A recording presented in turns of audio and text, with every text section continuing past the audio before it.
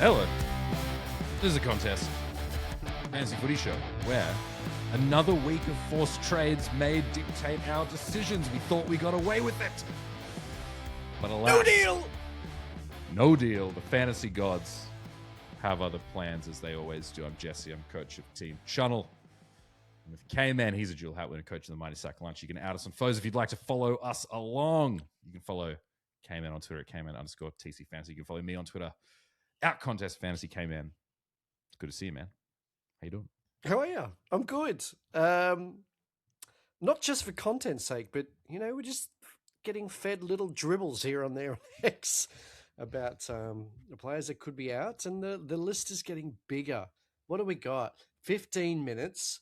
15 minutes until we get proper sauce, but it just makes us a bit at the back end, doesn't it? Especially you. Look at you. You can't sit still. I had a mare of a week last week, and so I've already slid. I'm on that threshold, man. If this week doesn't go well, I'm out of the 100. And then I'm chasing my tail. I'm very stressed. I'm very stressed. If I fumble a hat, that's got to be the world's biggest fumble in terms of content creator. Well, I always talk about control the controllables. We can't control injuries. You just can't. If you're getting three, if what we think is going to be true in 15 minutes' time, we can only just deal with what we can deal with, and you can't forecast this stuff. You're a very wise man. It's not a drop on your side of things. It's just the nature of fantasy. Yeah. You know what I could have done, though? Not traded in Christian Petrarca. That was a control. Well, at that point, again, we couldn't forecast what Gold Coast were going to do. He himself being all of a sudden handball happy, his CBA time taken away. The only people who would have known that is Hardwick. That's it. At the time, it was a pretty good option.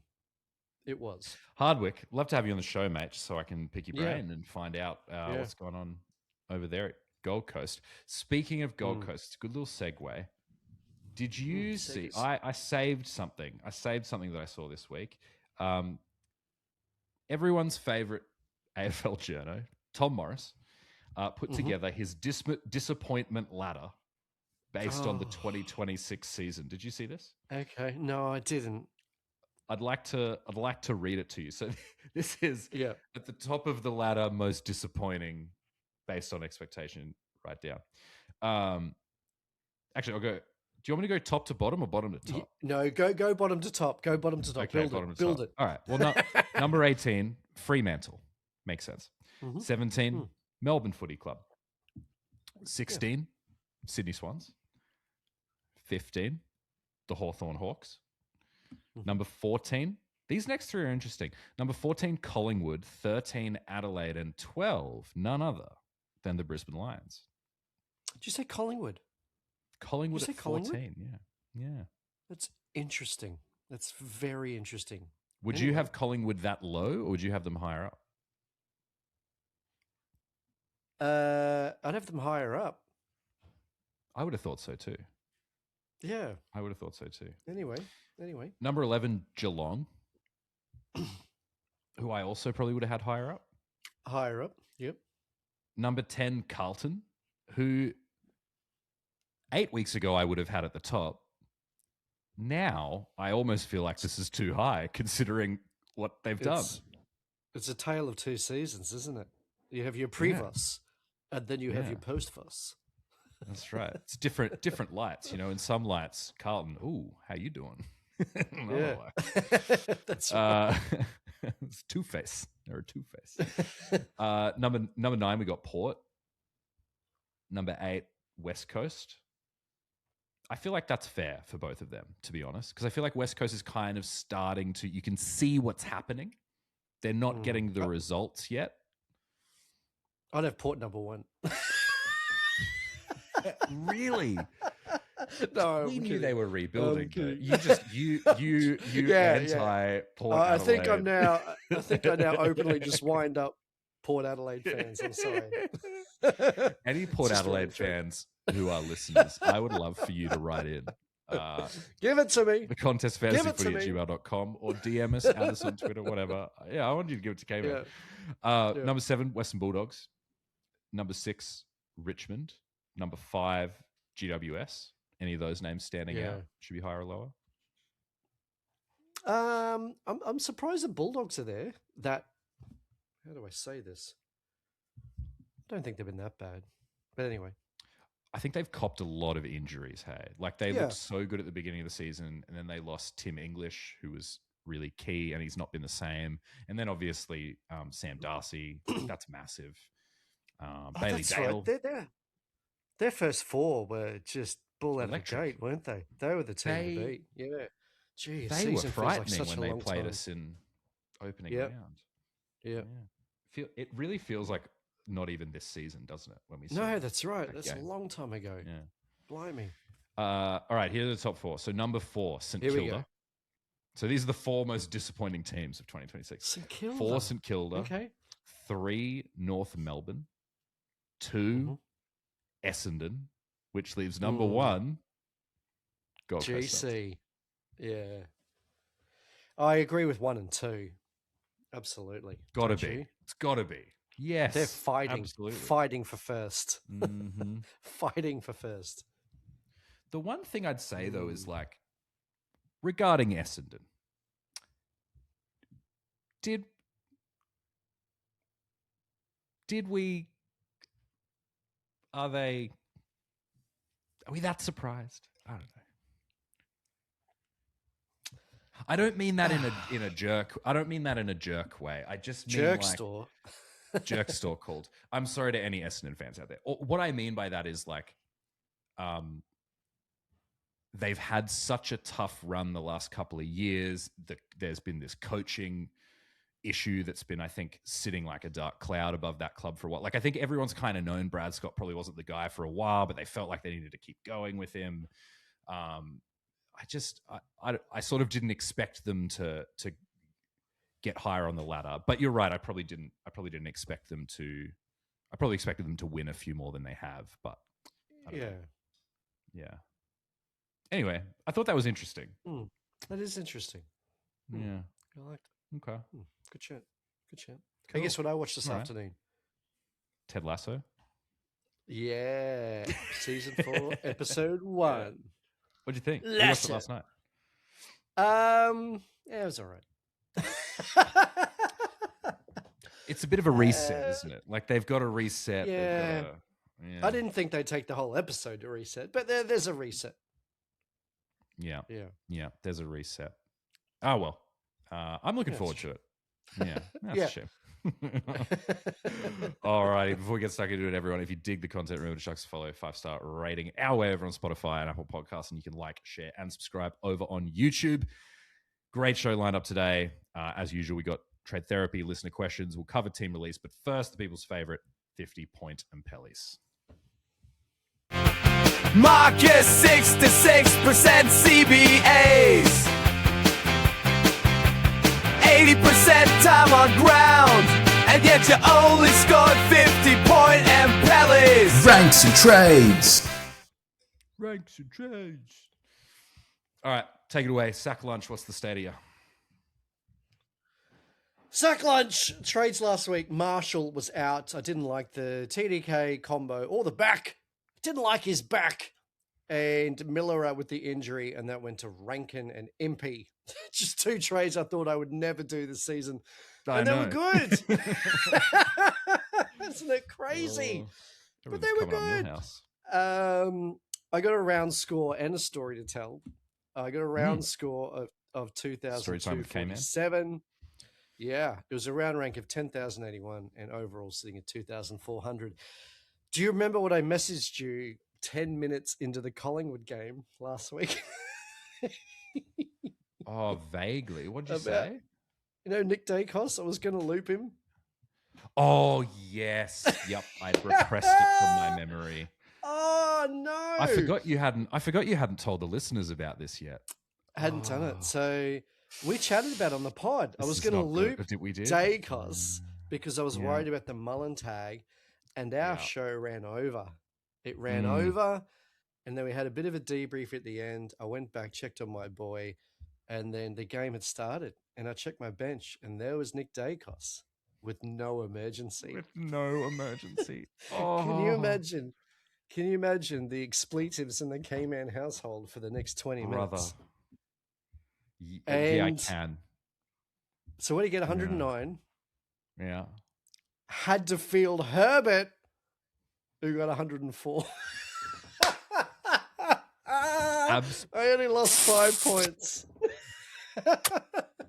Kissed. Absolutely kissed. Herbert, what a man.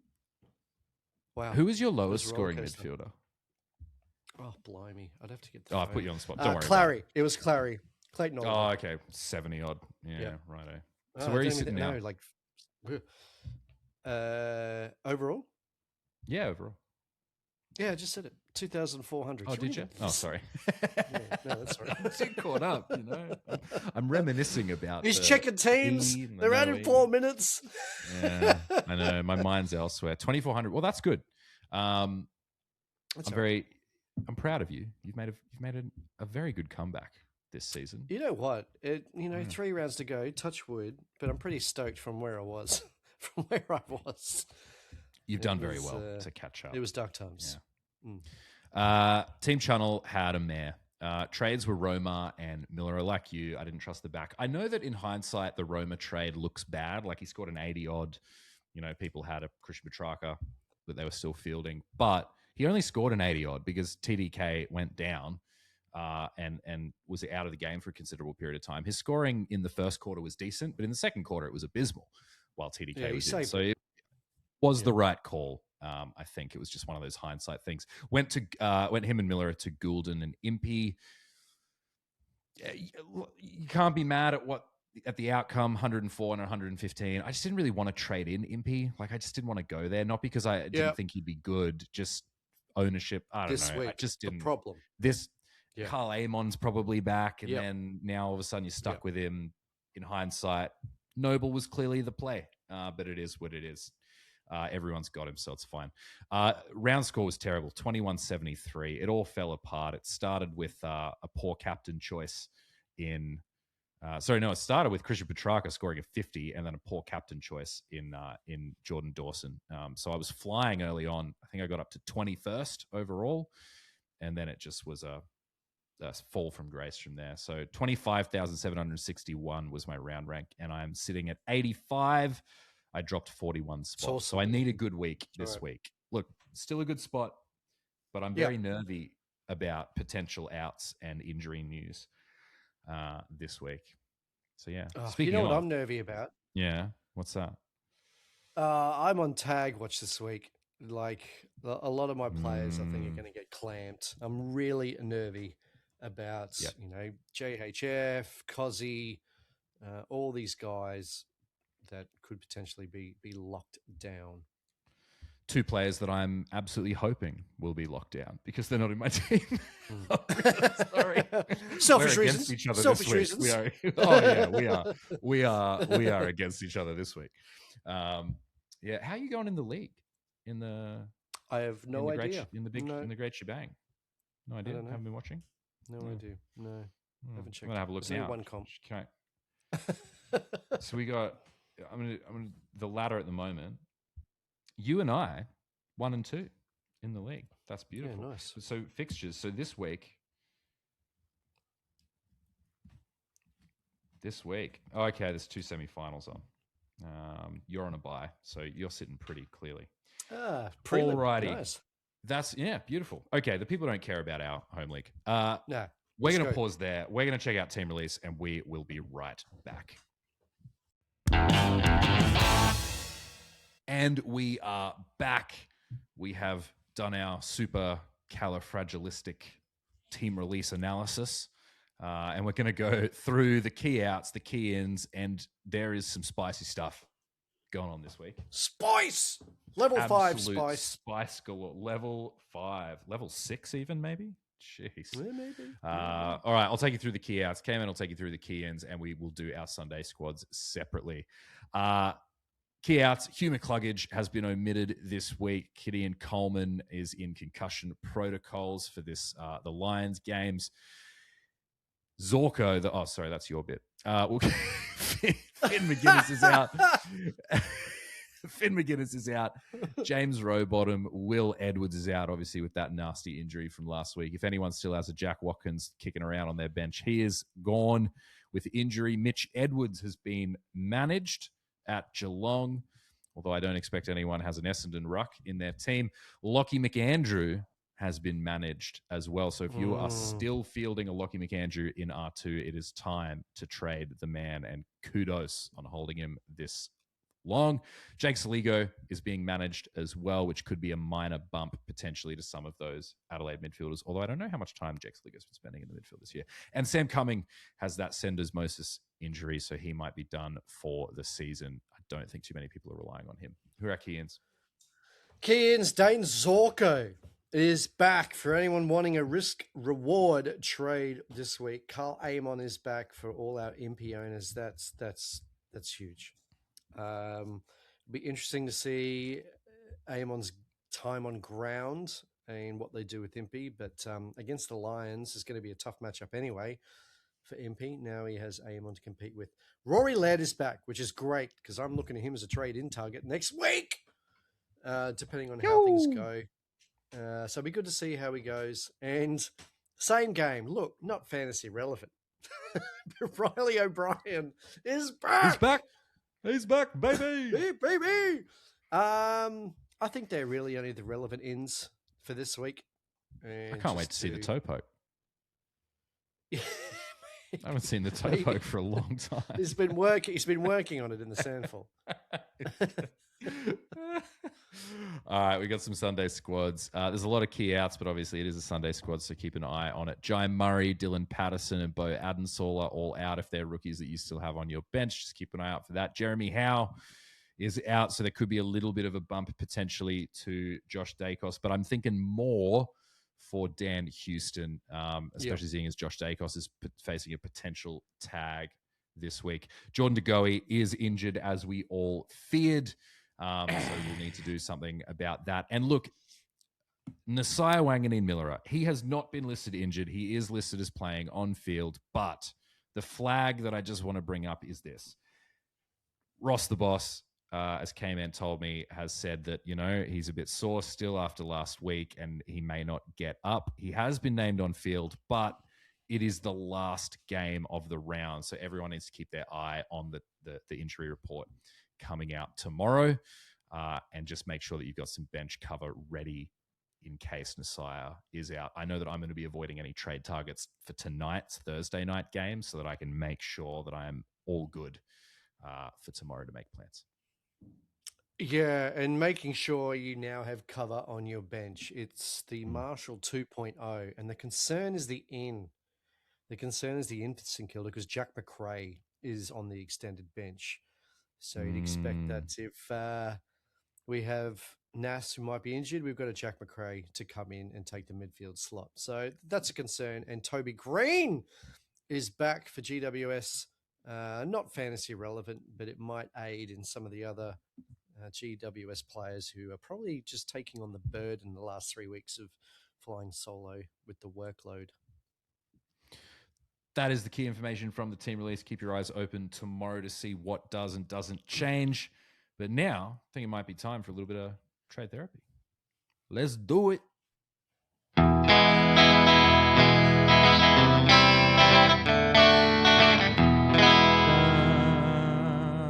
Welcome to Trade Therapy, where we have those conversations that you have with your mates every single week about our teams, and we answer your listener questions. Okay, I got problems.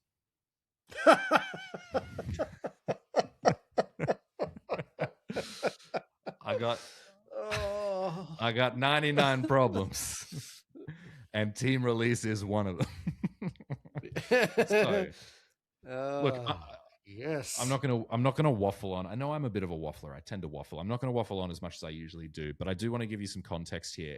I had a few options. My original option this week was when there were no injuries, nothing like that.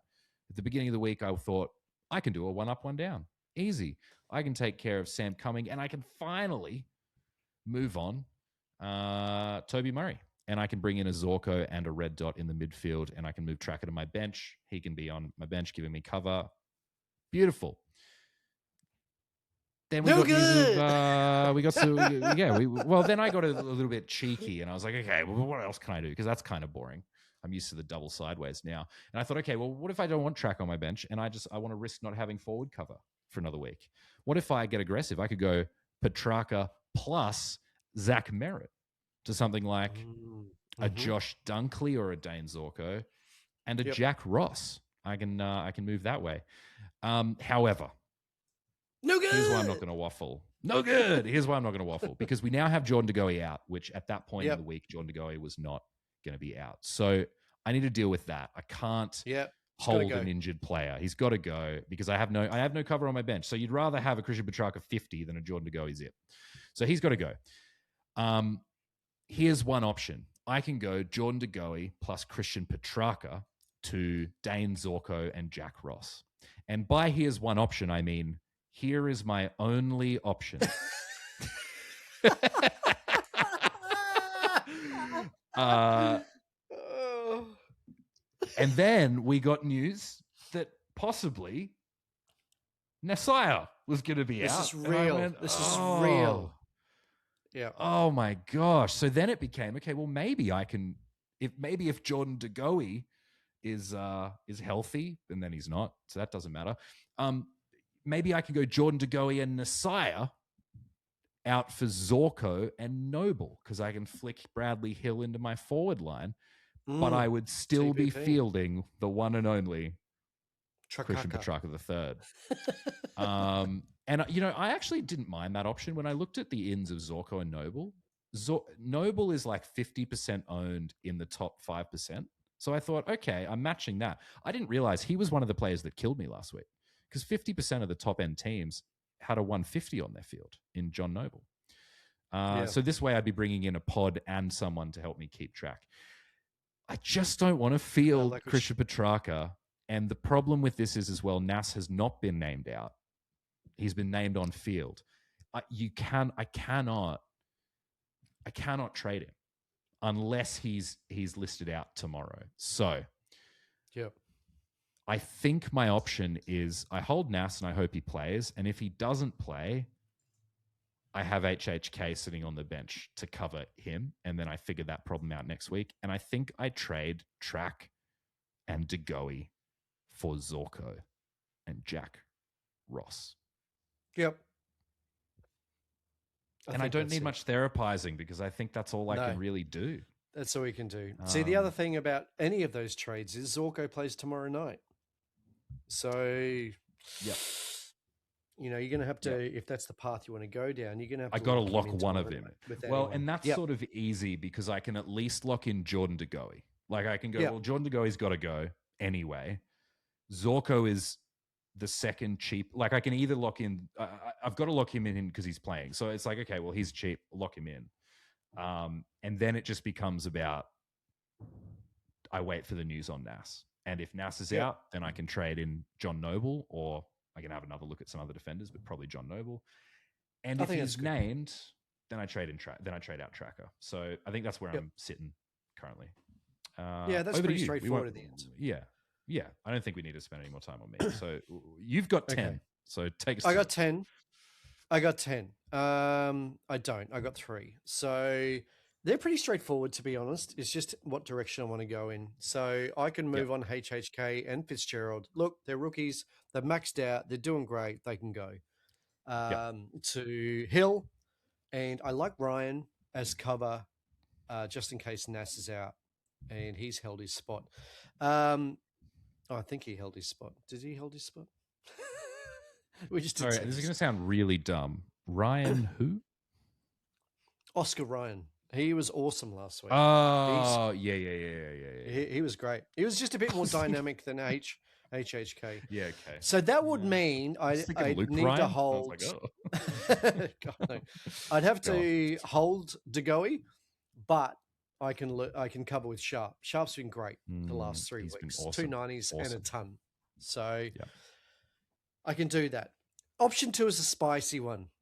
and I'm almost excited about it. I could go to Goey gone and Fitzgerald's gone to Riley Thilthorpe against Richmond and Dane Zorko.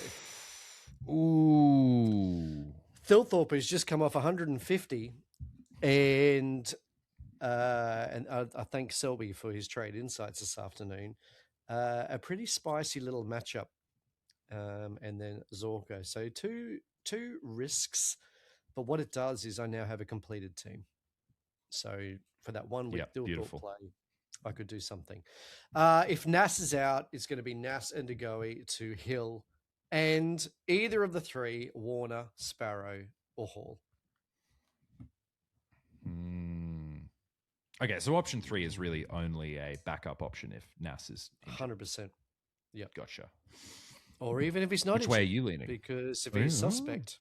Well, yeah. There you go. The HHK, Fitzgerald, Hill, and Ryan covering with Sharp, it just means that Ryan would be cover if Nas is out, and it's too late for me to do those trades. And obviously the second one, very spicy. It's a 1 week chasing point scenario to get me from 2,000 under 1,000, if it works. So I don't know. I don't have to do it tonight. That's the good thing. What does Riley Thilthorpe cost? 669. Okay, so he's super cheap. 669. Remember him last year? Yeah, he was great, killing it. He was really good. Yeah. I guess, yeah. Well, and because it's the Essendon Richmond, like that's the double whammy matchup that everyone's trading into Adelaide players to get. That's it, and take advantage of. So, I mean, how many did he kick on Essendon? He kicked 5. Yeah. And that was only 30. If he'd not kicked a single one of those, he still would have scored 122 points. Mm-hmm. Like that made up 30 of his 152 points. Wow. And you'd imagine if Riley O'Brien is suddenly back, they're going to need a backup ruckman. They're going to need a backup Absolutely. ruckman. Well, he had 9 hit-outs last week. He'll probably have more than that this week. Against Richmond. Surely. Yeah. Who Adelaide give up Oval. points too. Big nag. Ooh la la. I'm just looking at his stats. 10 marks. He took 10 marks last week. Wow. Okay. Oh man, I honestly don't know. Do you know what the fun option is? Is option 2. Absolutely, That's a fun it is. option. That's fun. What's his floor? Like 70?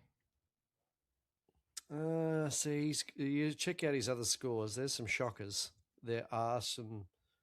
He was out of form earlier in the season, though. Like, in that kind of sort of like round 5 to 11, he was really out of form. Remember, he had the yips. Like, he just couldn't. Yep. He just couldn't kick a goal. He was hitting a lot of behinds. He wasn't really getting stuck into the game very much. Yeah, I don't know. Which way are you leaning? Probably the first one. First one. Is it 2 safe. out there? Yeah. Oh. Well, and Goey could be back next week. Probably will be back next week. Yeah, I don't know if I want him back. He will have the Brisbane Lions, won't he? No, that's the last round. That's the last round. He's not been electric the last he hasn't. 3 or so weeks. Maybe I should do the second one. Anyway, enough of me. Do you know what I briefly last week? I briefly thought of trading out to Goey, and then I thought, oh no, don't do that. He's in. That's a luxury move. Move on Miller or whatever. Wish I had.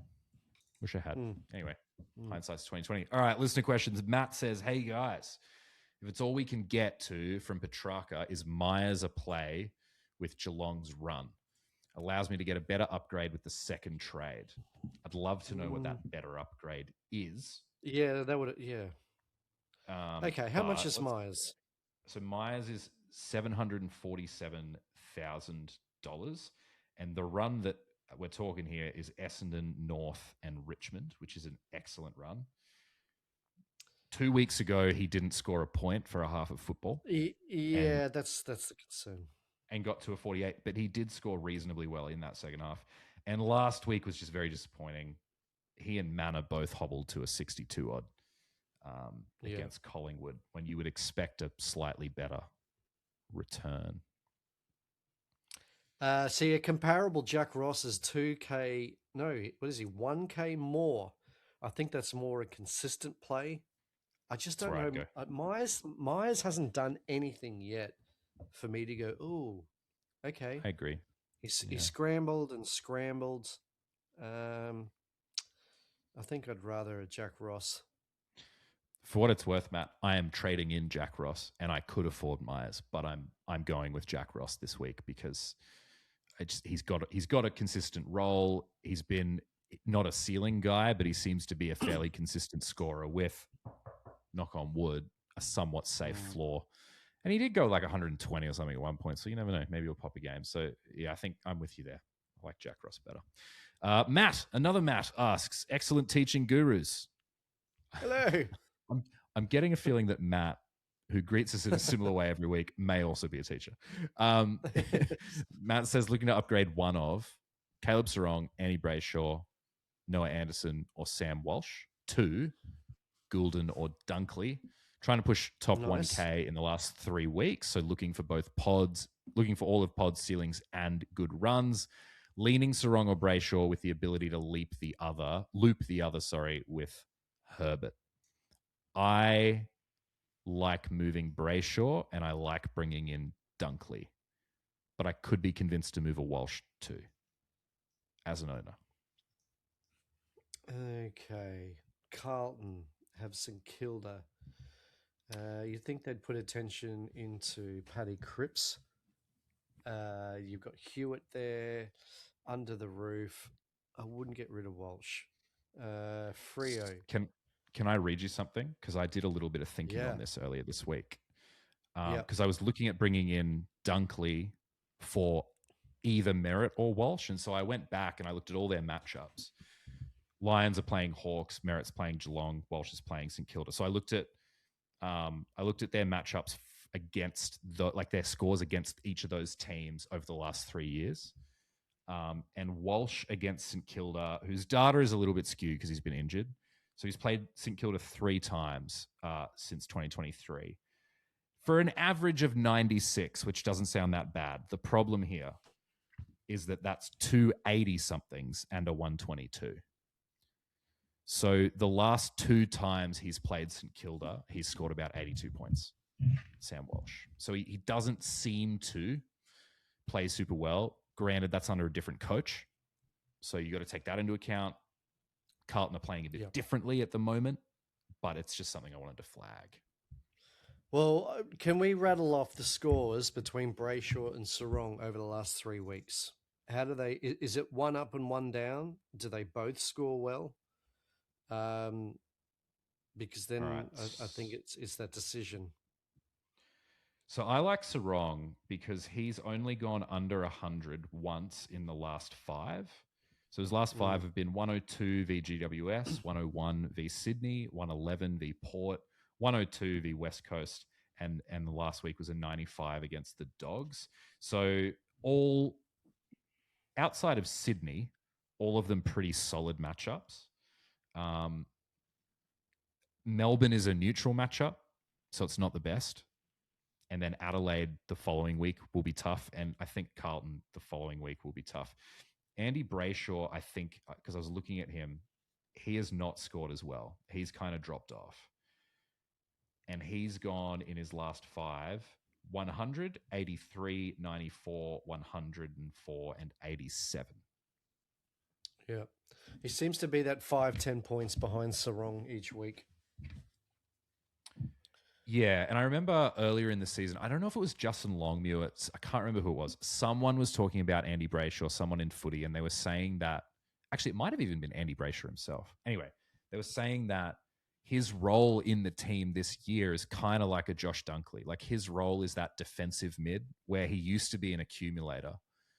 This year, it's not about disposals, it's about defensive pressure. And I worry that, like, he had a couple of spike games, 6 weeks ago. I just worry, though, that role's not conducive for, ceiling games for him and the way they need him to play. Kind of gives me Tom Green vibes, I suppose. And it's also, this is probably one of the first weeks in a month that they've all been there. Young, Bolton, Brayshaw, Sarong, Jackson. Yeah. There's always been one of those missing, whether it's a Bolton managed or Hayden Young was out. So now having the full complement, I'd get rid of one of the Freo guys. I agree. I'd lean Brayshaw, but it's your call, whichever one you prefer. And are we both in agreement? Dunks is the bring in here. Yeah. Brett says which to go: Murphy Reed, Lockie McAndrew, or Rowan Marshall. My finals matchup has HHK, Reed, and Rowan Marshall on field pre-trades. Well, it has to be McAndrew because he's out. Yeah, he's gone. So there you go. Car season: Goulden or Hill? It's Hill for me. Oh, jeez. I wonder if the Goey news has changed anything, and maybe it is Hill because of that. What about Nas as well? What if Nas is out? And then the Hill might be... blimey. Yeah, I hope this is still relevant car season after team release, but probably Hill with the TPP at the moment. Yeah. And that's the thing. With so many injuries, it's just so handy, that TPP. It's crazy. Dr. Spence, would you play Herbert on field and trade Tracker instead? Oh, probably. 100%. Yeah. He's the new Nick Dacos. As a Tracker owner, for sure. If I could do that, I would have 100% last week. Oh, gosh. Dave jokes says, aside, who's West Coast guy?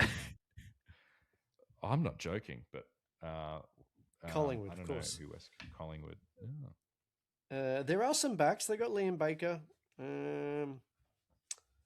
But yeah, at the moment, he's more consistent in a better role than what Track is.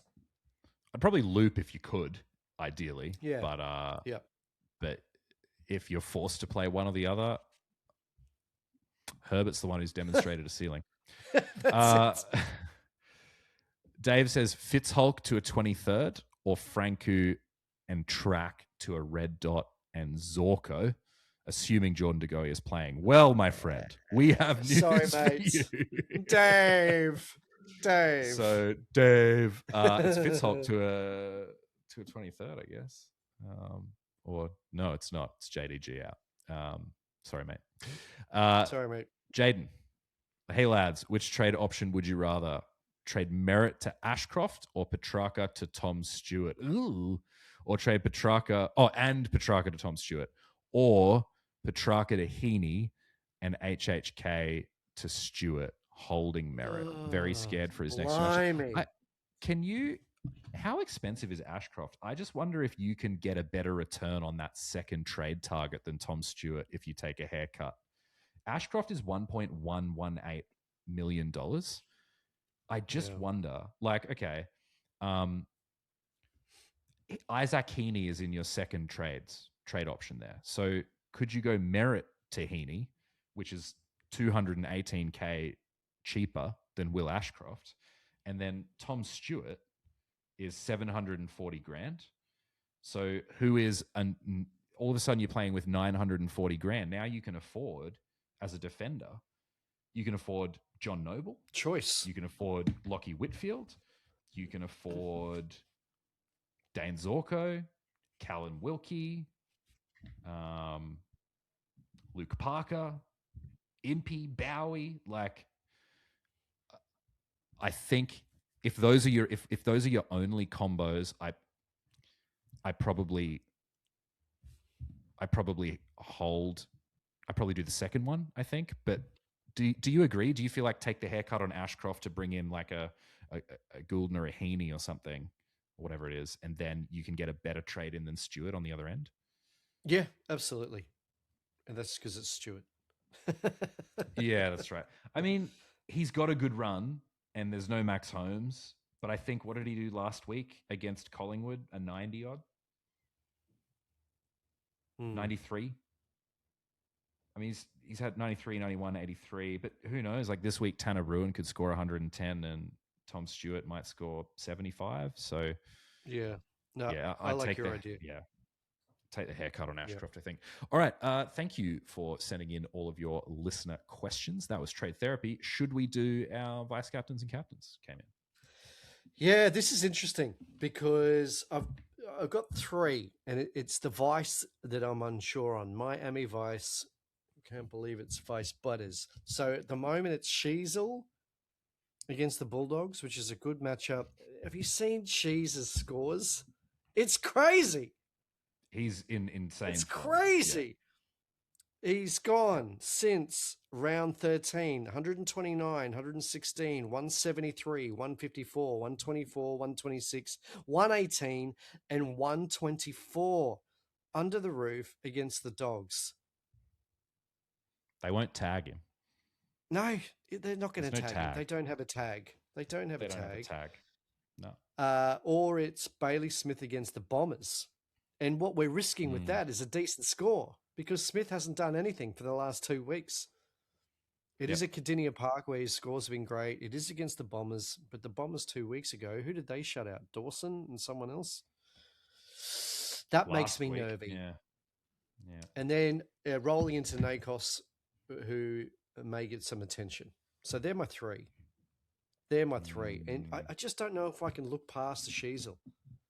There's nothing to say except for your theory that maybe he's due. Maybe he's due. Yeah.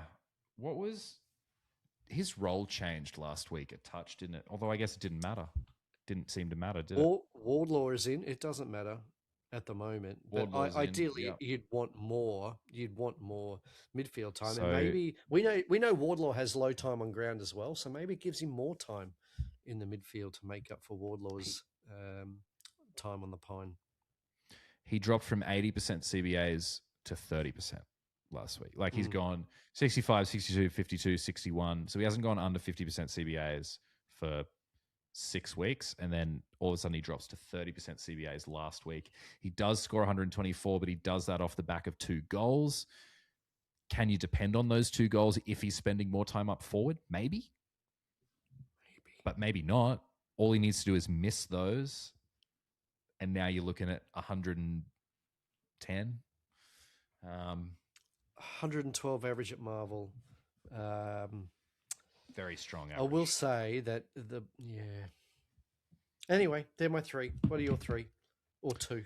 I haven't. I'm having trouble with this. I was considering fading Sheasel, but I did that last week, and it was to my own demise. Blamise. Because I thought he was due. At the moment, I've actually got the VC on Isaac Rankin v Richmond because it's Richmond. We saw what he did to Essendon last week. He's thirsty. Jordan Dawson kind of reminded me of Bont last week. He did. Like doing the team thing, holding back a little bit, getting involved when he needed to be like the middleman in transition, but he wasn't thirsty. Isaac Rankin after halftime, he was the thirsty guy. He was the thirsty boy. He kicked some goals as well. We know how dangerous he is around the goals. So I'm tempted to go Isaac Rankin on Saturday night. The problem is, if I do that, I'm fading Harry Sheasel, and 30% of the competition currently has the VC on Harry Sheasel. So I'm snubbing 30% of the comp. But I'm considering Isaac Rankin. Could you captain Rankin if Shees doesn't? Who's your backup captain? See, that's terrifying. Well, Bas Lenka at Essendon, which, like you said, doesn't fill me with confidence. There is part of me that it's kind of like the opposite. You know, I thought Sheasel was due for a rubbish game. I kind of feel like Baz might be due for a big one. For a good one. Well, and it's like Melbourne 2 weeks ago, 95, neutral matchup. Collingwood, he was tagged. Saints, he did fine. Like Saints, GWS, Brisbane, he had 3 really strong scores against. He went 71 in round 8 against North, and then the following week he went 127 against Collingwood, which is why they tagged him. Yeah. So there's a part of me that just looks at Essendon and goes, would this not be the week Bailey Smith goes, you know what? No, I'm going to get free. 35 touches. I'm free. Give me the ball. No Max Holmes. I don't know. So those are my names at the moment. I'm thinking about Sheasel, and I hate that I've got to make that decision very soon.